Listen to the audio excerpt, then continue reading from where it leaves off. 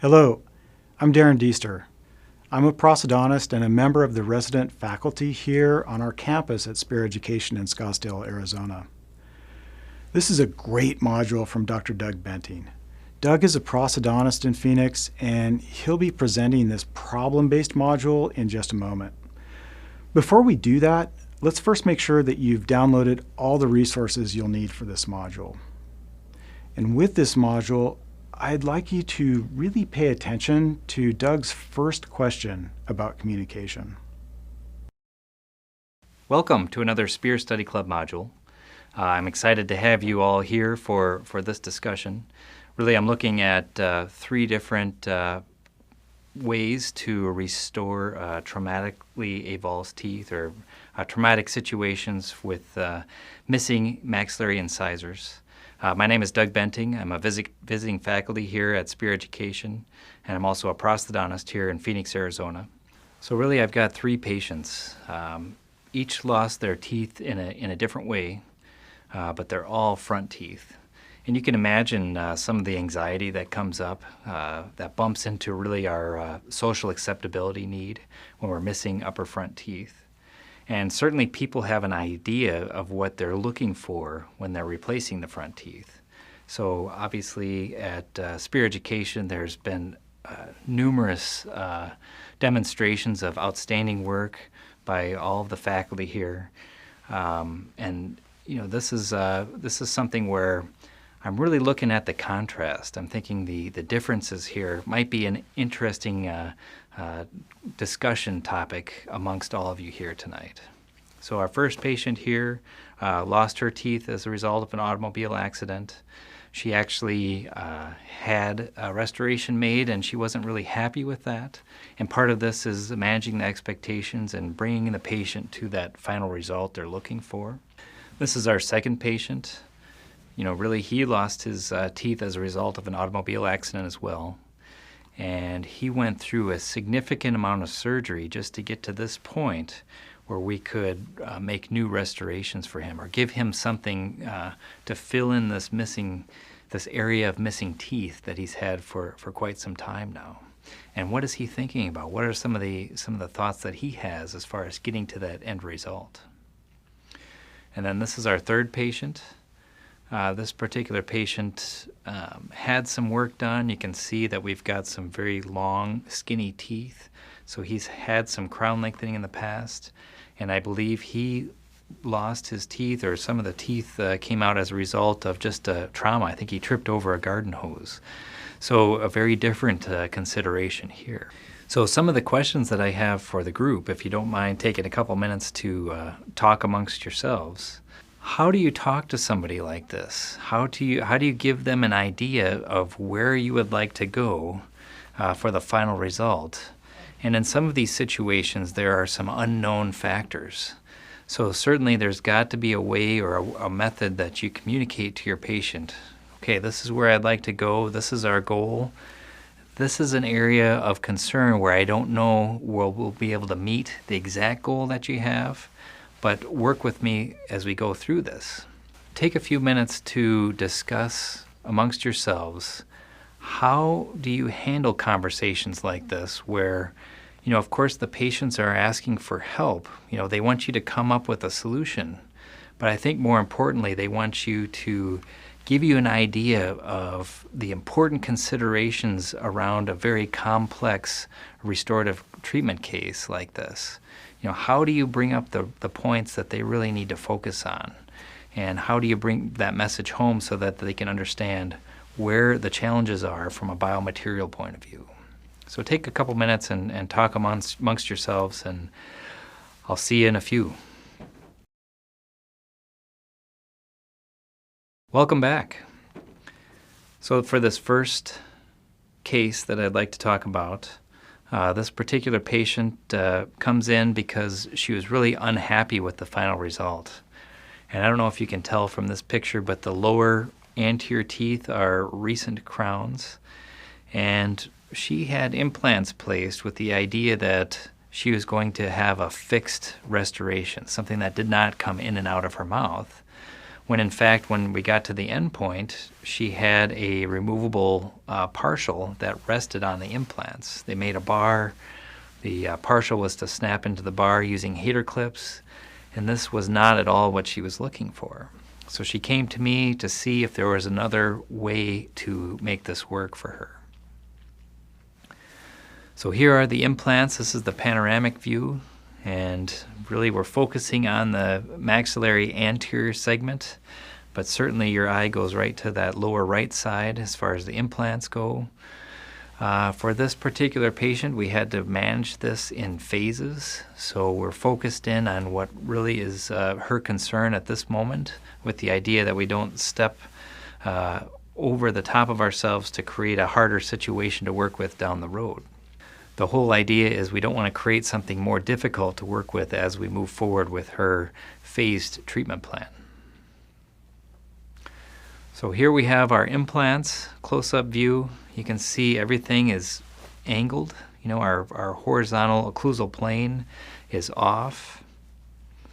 I'm looking at this particular implant, so that would be the implant in the approximate number 11 position as being the lowest implant. It's really not deep enough to provide a lot of flexibility.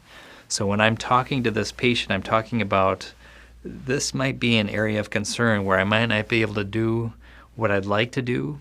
The challenge that comes up as a result of the implant not being deep enough is the transition between the prosthesis and the natural gum tissue.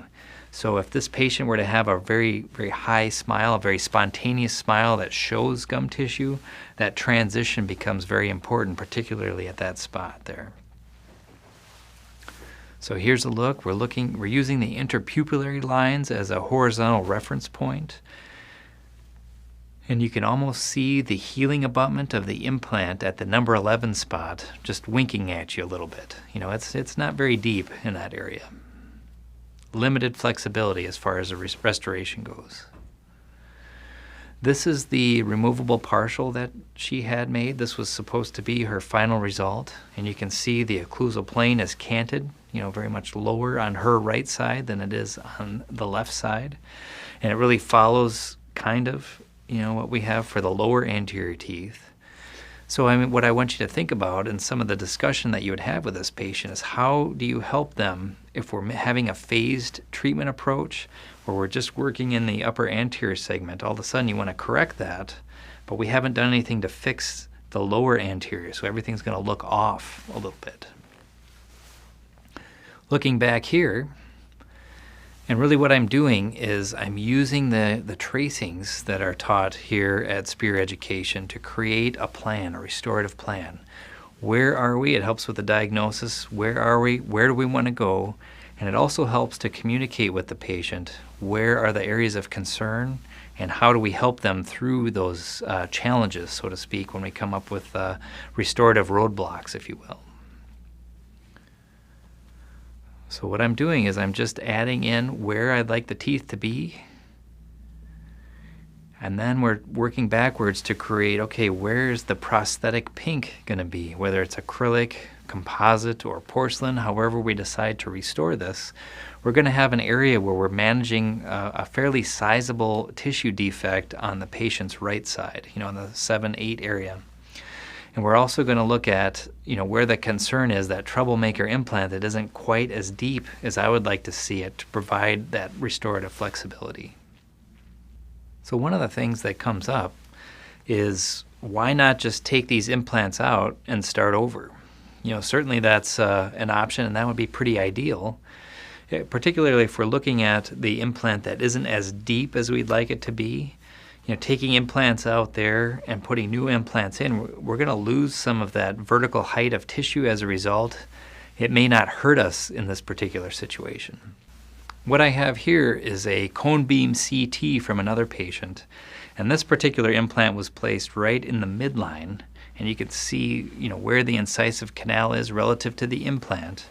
And we don't have a lot of bone on the facial plate. And I think this is one of the areas of concerns that would come up for the patient we're talking about, is simply if we start taking implants out, you know, it's not only going to be a defect in the vertical sense, but also a defect in the horizontal sense. We're going to lose a lot of bone. We're going to create a situation that may not be as easy to fix for the patient long term.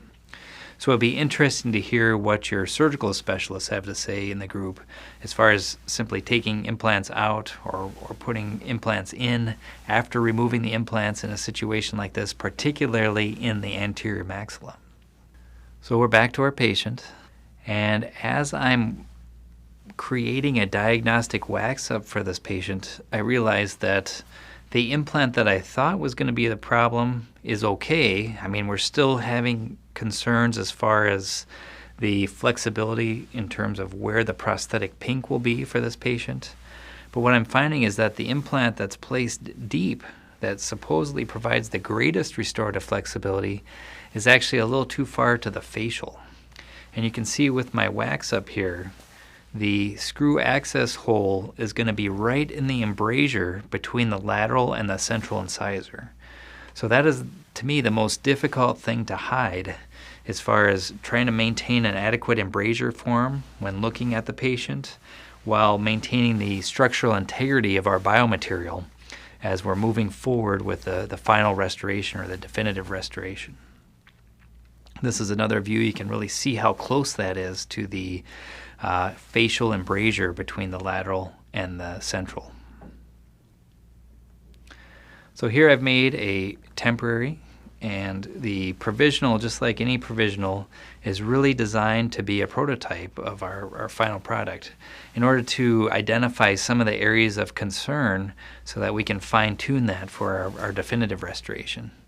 You can see in that area between 7 and 8, the lateral and the central incisor, 1-1 and 1-2, that it's pretty dark right there, and that's because of the access hole that I've got to create in that area. So that's something that I've already have in my mind as a challenge for our definitive restoration. So what I thought was the problem is really this area here. When we go back to our computer tracing, it's a little bit different of a challenge. And this is a way that I can go back to the patient and talk to them about, okay, this is one of the challenges that I identified initially. Now I've got a different challenge. Let's see how we can address this together. And that was actually a very important discussion with this patient here. So when you take a look at the wax up, you can see where my access opening is, where the embrasure is on that particular implant, specifically relating to the number 7 area. The other implants, the other access holes, those are a lot easier to hide, if you will, hide in the definitive prosthesis.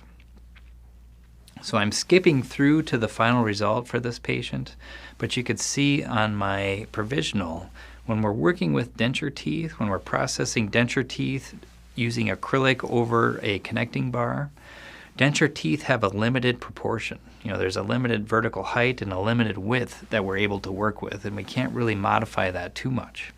So here I'm using a specific tooth so that I can create a longer tooth so that when she has that spontaneous smile, that high smile line, we're trying to minimize how much of the prosthetic pink is displayed at that moment in time. This is a bar that I made prior to feeling comfortable with the CAD/CAM technology. This is a cast gold bar, platinum gold palladium alloy, that we put opaque porcelain on the platinum gold palladium in order to block out some of the dark areas.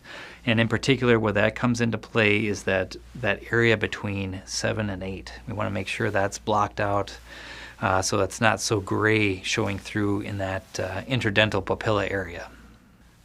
This was the model after I broke out the final restoration. So this is acrylic processed over the bar. And what I've done with the temporary is I've used it like an ovate pontic to really shape the tissues, because what I would like is a rounded intaglio surface so that when we put floss through, they can rub the floss underneath and remove the particles that are collected underneath. I'm also using a heat-processed, heat-cured acrylic to try to minimize the porosity, but we still have porosity with the acrylic that touches the gum tissue like this. So this is our definitive restoration. You can see I've changed the horizontal plane for this patient. It doesn't really line up with what she has on the lower at this point. This is where a discussion ahead of time was really important, particularly for a patient where we're going to proceed in a phased manner. But what I've got up on top, I've got a little line that shows the red and inflamed tissues that are underneath the definitive restoration. So this was a point of discussion for the patient because it's really kind of tough to thread floss underneath a restoration like this, particularly because they don't know where the implants are. You know, it's easy to bump into an implant and not be able to push the floss all the way through. And then you make it through. Do you know for sure if you got through all of the areas where the implants are, all of the areas under the connecting bar and the resulting acrylic here? So we've got what was considered the definitive removable prosthesis on the left and the final restoration on the right. Very different as far as the occlusal plane, very different as far as tooth position. And the teeth that I'm using here, the denture teeth, have a lot of surface texture and color variation, so the light reflects back in a more natural way. At least that's my thought on this here. So one of the key features that I want to highlight, only because of the contrast with the next couple of patients that I'm going to show, is how did we handle this as far as our restorative design? So all 4 of the implants here were an internal connection. And what we did is we bypassed that internal connection. And you can see we can get by with that because there isn't a very large anterior to posterior type cantilever. Of course, we're in the anterior segment, but we don't have a huge cantilever. And I'm making that point for our next patient that we're going to see. We also have a very low profile connector bar, particularly with the area in the number 11 spot where that implant wasn't as deep as I'd like to see. We don't have as much flexibility, so I want to make sure it's a very low profile connection. And the acrylic intaglio, we can see, I highlighted that we've got a little bit of irritation of the natural tissues that are between the prosthesis and the maxillary anterior segment. Those tissues are angry, if you will. Very difficult for the patient to keep that clean. So this is a picture of the occlusal view without the definitive prosthesis, and this really is the focus of our discussion now moving forward in recall exam. How do we maintain the health of this tissue, the tissue that comes in contact with the intaglio of the prosthesis? Certainly there's porosity that's related with an acrylic intaglio. We've made it so it's convex, so it's easy to clean. But are there other options? Are there other ways to manage this for the patient? And I highlight this because of other patients the 2 other patients I'm going to talk about here.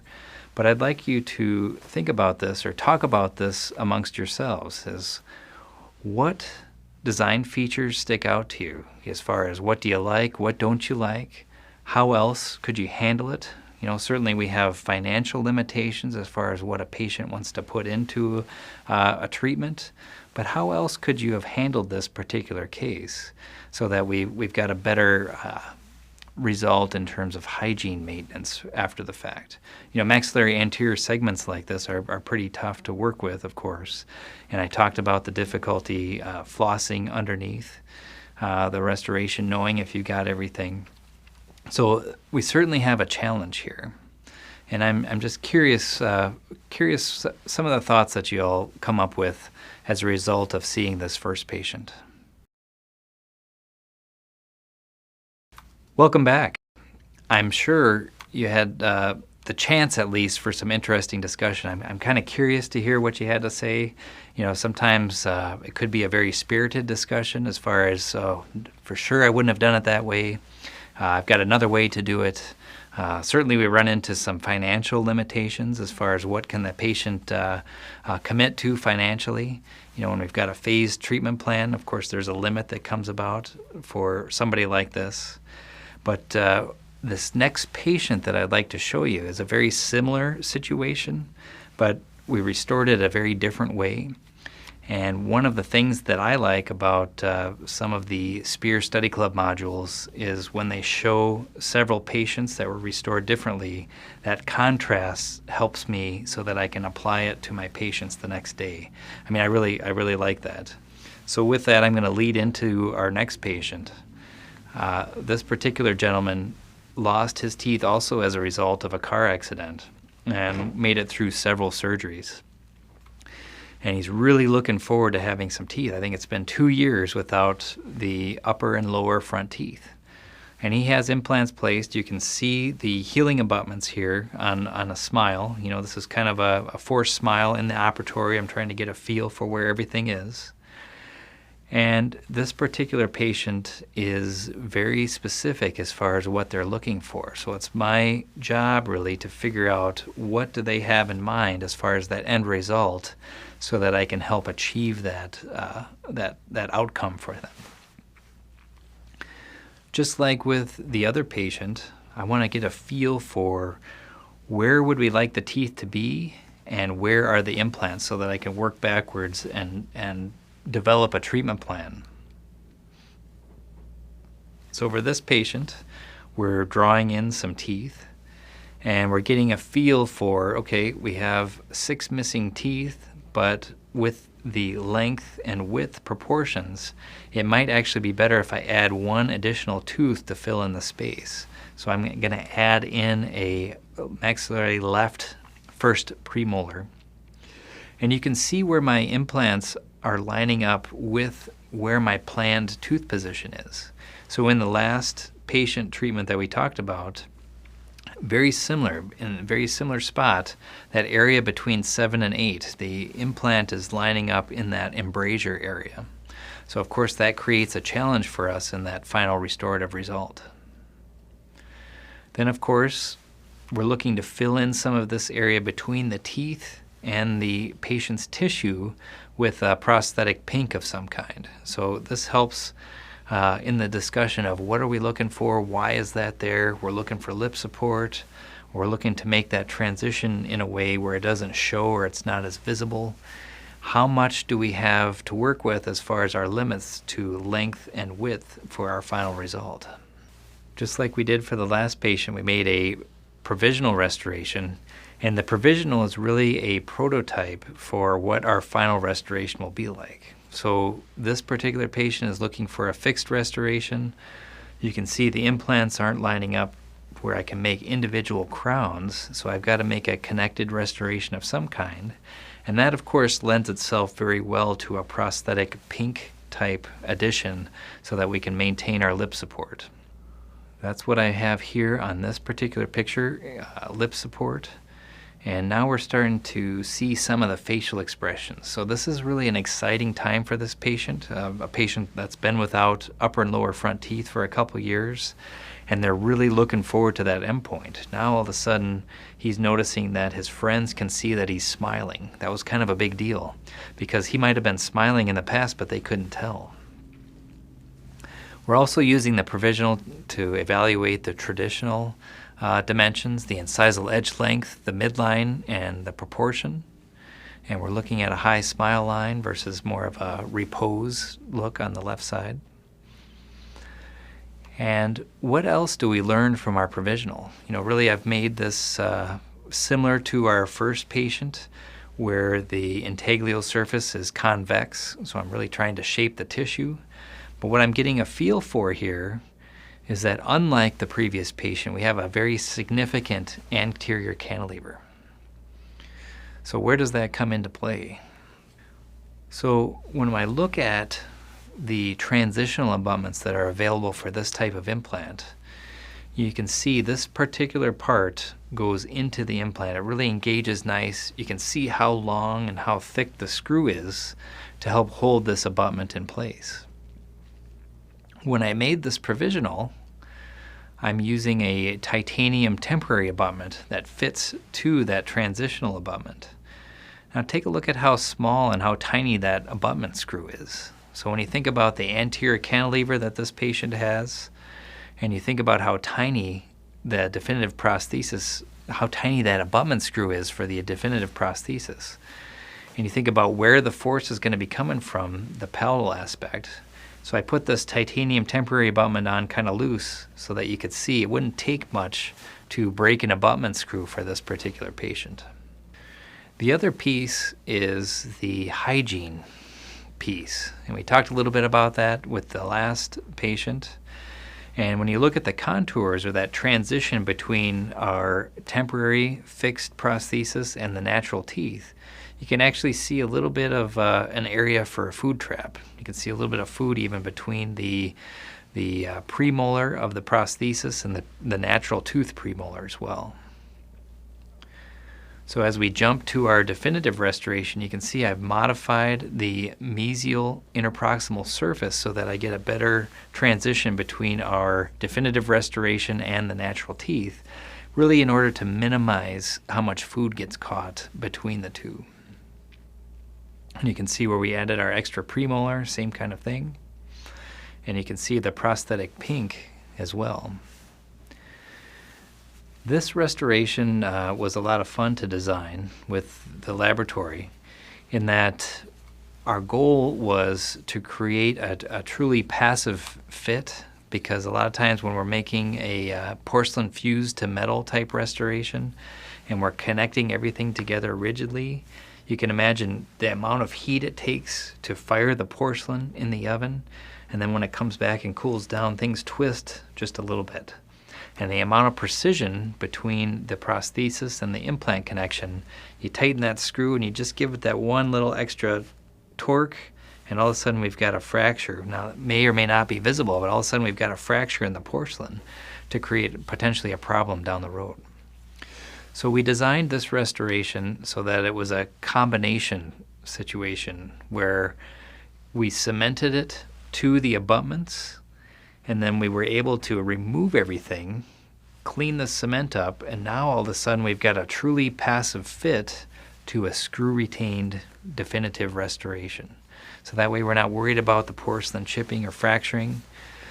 We're creating a situation where we've got porcelain touching the tissues on the intaglial surface, very kind, very friendly material for the tissues themselves.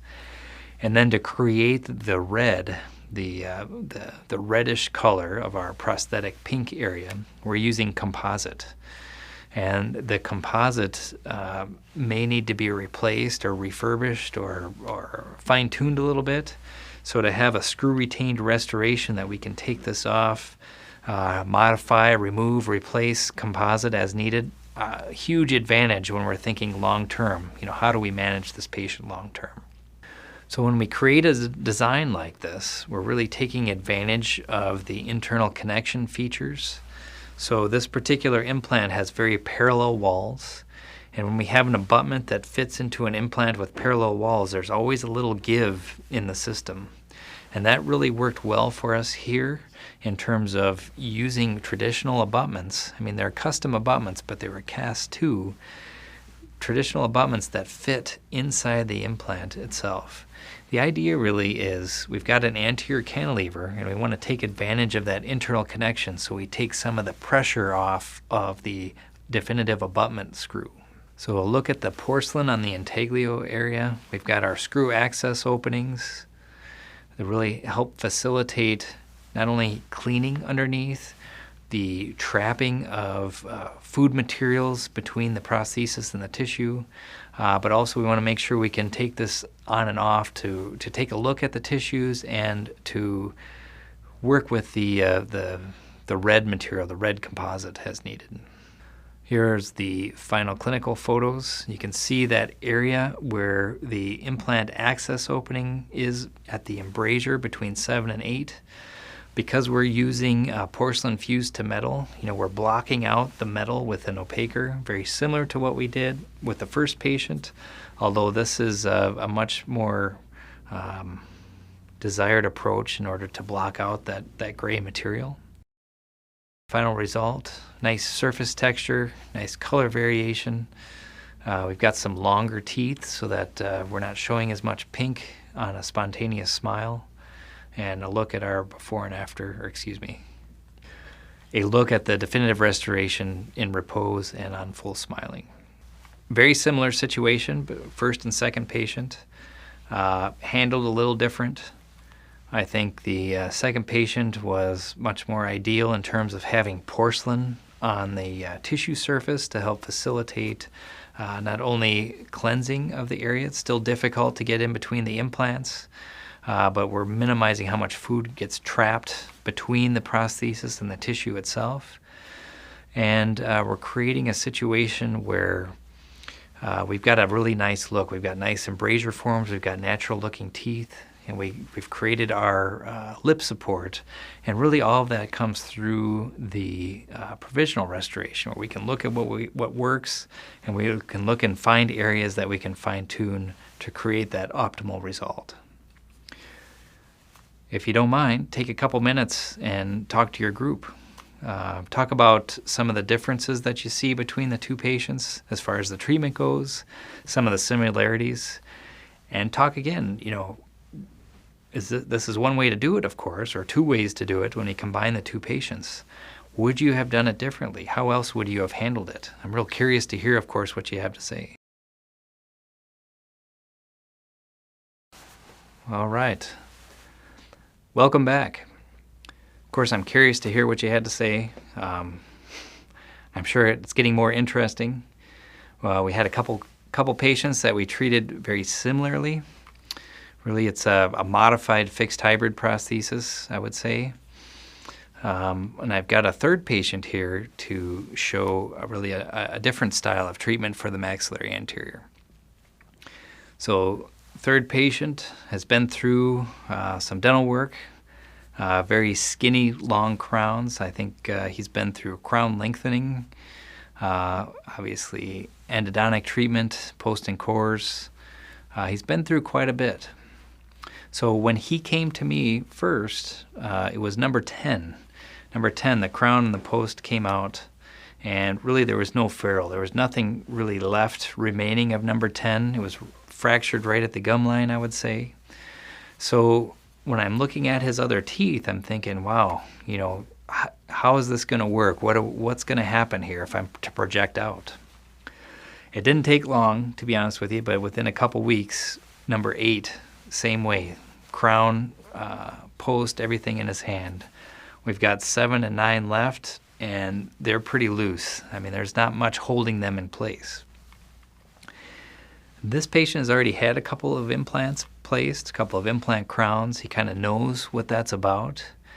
And what he really would like to have is the ability to floss between his teeth. So he's thinking, I've had enough with these teeth. I'd like to have implants. I want to be able to floss in between my teeth. What can you do for me? Certainly a little bit of an interesting discussion, because when we're thinking about several implants lined up in a row, of course, we're all a little nervous about, what's going to happen? How's this going to look? Is this really going to achieve the result that the patient's looking for? So I go back to the same type of tracing, everything that's taught here at Spear Education. I'm really using this as a guide. So when I trace his crowns, his initial crowns from a preoperative photo, I would say, our width to height proportion is 69%. So that really, you can see that, you kind of know it intuitively, but the teeth are very skinny and very long. So when I draw in a middle of the bell-shaped curve type width to height ratio of 77%, you can really see where the length and width issues are. So if we're going to take teeth out and put implants in, we're already working with one hand tied behind our back. The next little piece of information is that we've already got 2 implants in the 11 and 12 area.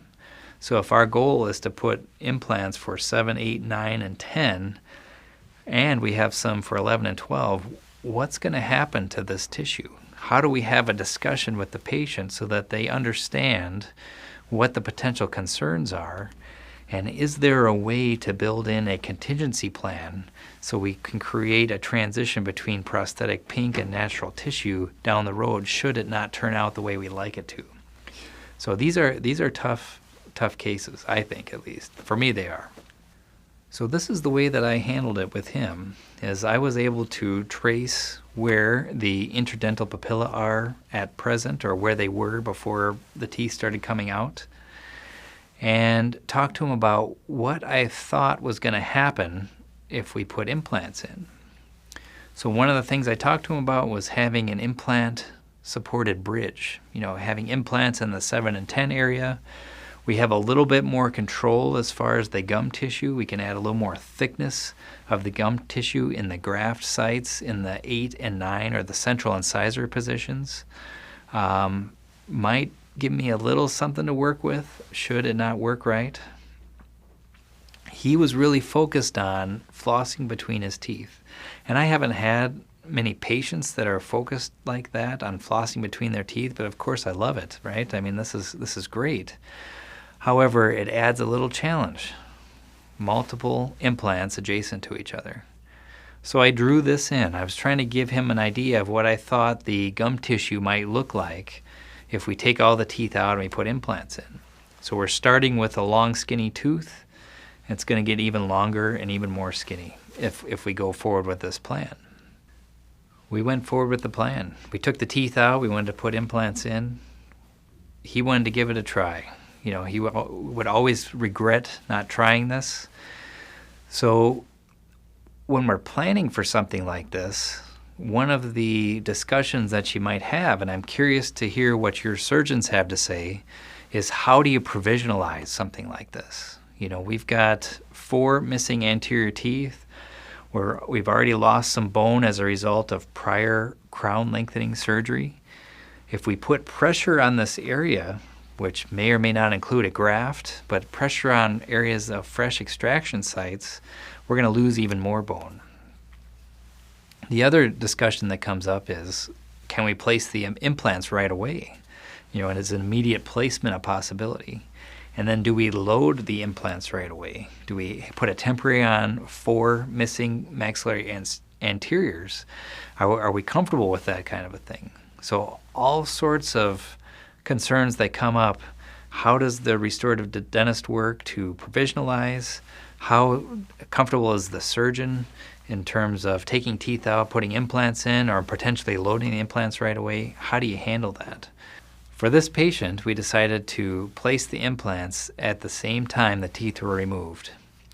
And I talked to the patient ahead of time, explaining that one of the ways to help control the tissue or to maintain the best tissue would be to make a 6-tooth temporary bridge supported by 6 and 11. Now certainly number 11 is an implant, number 6 has had root canal treatment and the post and cores and everything like that. The idea was we didn't want to make an Essex type retainer here. He wasn't too excited about that. We certainly wanted to avoid an interim partial, something that would put pressure on the tissue. But at least with this type of interim restoration, 6 to 11 supported 6-tooth temporary bridge, we're taking pressure off the tissue, and we don't have to worry if the implants are stable enough for immediate loading or not. We have a provisional, it's predictable. We're able to move forward for this patient on that day. So here's the provisional. I processed the provisional using heat-cured clear acrylic resin, and that way I could kind of see what was happening. I could see the pressure that was being placed, but I was hoping that it would give it a little bit more strength for a long-term provisional. The last thing I would want is for something like this to fracture.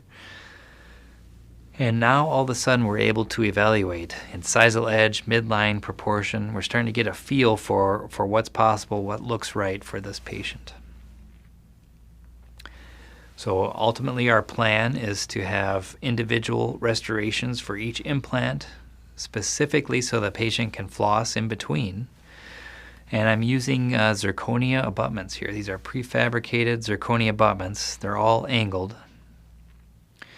And one of the areas, even though the implants went in right when the teeth were removed, the implants were in a great spot. But when we look at the maxillary anterior segment, particularly with implants adjacent to each other, it's that wagon wheel effect. So the apices are pretty close, and they spread out as you get to the incisal edge. And the lateral incisor at the number 7 spot turned out to be a little bit of a challenge, where I had to rotate the prefabricated abutment about 90 degrees in order to get a tooth that would slide on and off. Ultimately, what I'm trying to do is create individual provisional restorations that we can use as a prototype to test our plan. So this is the zirconia restoration. I'm making a GC resin guide so that I can transfer the position from the model to the mouth. And this is one of those areas that comes up right now in the prosthodontic literature, where we're using a zirconia abutment into a titanium implant. What are the ramifications of that? A lot of times what they're showing is there's a little bit of a micro movement, and it creates really a black staining of the gingival tissues because of that. So it's something to keep in mind for using zirconia restorations as we move forward. Just thought I'd point that out. Here it is in the mouth, a little bit of blanching of the tissues. One of the concepts also is one abutment, one time. We're trying to minimize the number of times we're taking on and off healing abutments or taking on and off our definitive abutments. So I'm using this as a way to limit how many times I'm inserting and removing abutments for this patient in order to keep the tissue where I'd like it to be. One of the ideas that we had as far as placing implants to provide somewhat of a contingency plan is we wanted to place the implant subcrestally. We wanted to place it a little bit with the platform a little bit more into the bone, so that if we ended up with individual restorations where the tissue was not coming out as we would like it, then at least we had something to fall back on. You know, really it's that transition between prosthetic pink and natural tissue in the high smile line. That's the factor that we were concerned about. In countersink implants like this, it's real tough to make sure that the abutment is seated properly. So what I'm looking at is the emergence profile of the abutment relative to the interproximal bone. And sometimes we have to remove a little bit of bone after the fact. Of course, that makes us nervous about losing more tissue, but it's one of those little areas that come up as far as a complication goes, or a potential area of concern as we move forward to our definitive restorations. So here we have our individual provisionals. The patient's able to floss in between, able to test out our design. So our individual provisionals placed initially, you can see what the interdental papilla looks like. It's very predictable. You know, we know we're not going to have the nice points or the 50-50 area of contact between the natural teeth and then the 50-50 area of contact with the interdental papilla. But we're trying to see at least how the tissue responds. So here is November, and then 3 months later, we have a little bit more fill-in of the interdental papilla after 3 months. I ended up working with this patient through the provisional process probably about 10 months before we decided to move forward with our definitive restorations. So there comes a point where we get a lot of interdental papilla and then it dies back a little bit, and we're looking for that stability. That's what we're looking at. I've got an arrow now pointing to tooth number 12. And once we went through this process, we've got our provisionals in place. Number 12, if you remember, is a dental implant. And this implant restoration was designed as a ridge lap type restoration. So now this ridge lap is becoming more noticeable to him, and he's asking if we can replace that with a new restoration. So we ended up working that into our treatment plan. So here are our provisionals 8 months following surgery. Kind of gives us a chance to look at the details, what he likes, what he doesn't like. It's really relates to the embrasure form, the straight incisal edges. You know, how can we make it look pretty good without being too fake, in other words. And this is our provisionals. This is that number 7 that I had to rotate the zirconia abutment about 90 degrees in order to allow for a restoration to come on and off. And we're jumping now to our definitive restorations, and particularly that number 7 area. You know, when we have margins that are subgingival, one of the concerns is removing cement. You know, particularly if we're using a resin cement, how do we make sure we get all of the cement out? So one of the keys is to use a resin cement that shows up on a radiograph. If we have a radiolucent cement, there's no way to know if we have cement that's locked in. other than to see a tissue response, whether it's soft tissue of the gum tissue or a bone response down the road.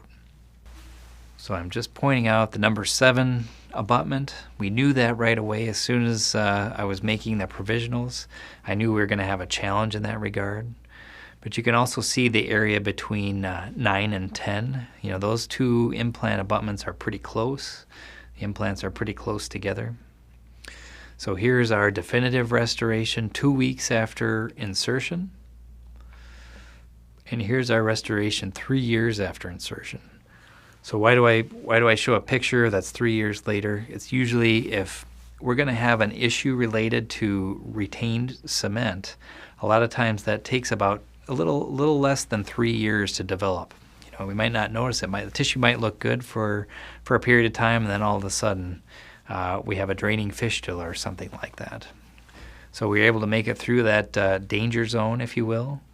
And you can also see we're not having an issue with the zirconia abutment in the titanium implant in terms of creating a gray stain similar to an amalgam tattoo in the tissues themselves. So here's our final result for the patient. Very, very different way to restore anterior teeth. You can see we had a little bit better control, so the teeth were coming out and implants were placed while we were all working together.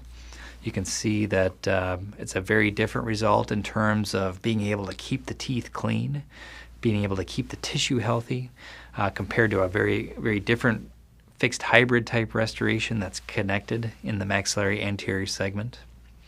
So of course I'm curious what you all think when you see a design like that versus the other 2, and what you all think of the contrast between the 3 different ways of restoring these patients.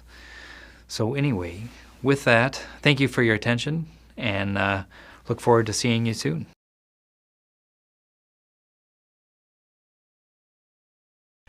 I hope you've enjoyed this module as much as I have. Doug's given us a lot to think about. One of the things that really stood out for me in this module is just how critical the provisionals were to the success of each case. In all 3 cases, Doug used really nice provisionals to communicate his vision for the restorative outcome to both his patients and then ultimately to the other members of his interdisciplinary team, including the surgeon involved for each case as well as the dental laboratory technician. Well, so often there are multiple ways to treat a complex case. In this module, Doug walked through a lot of his thought process with respect to each case, and yet I do want to remind you that the solutions Doug and his team chose for each of these clinical situations, they weren't necessarily the only way or maybe even the best way of doing that.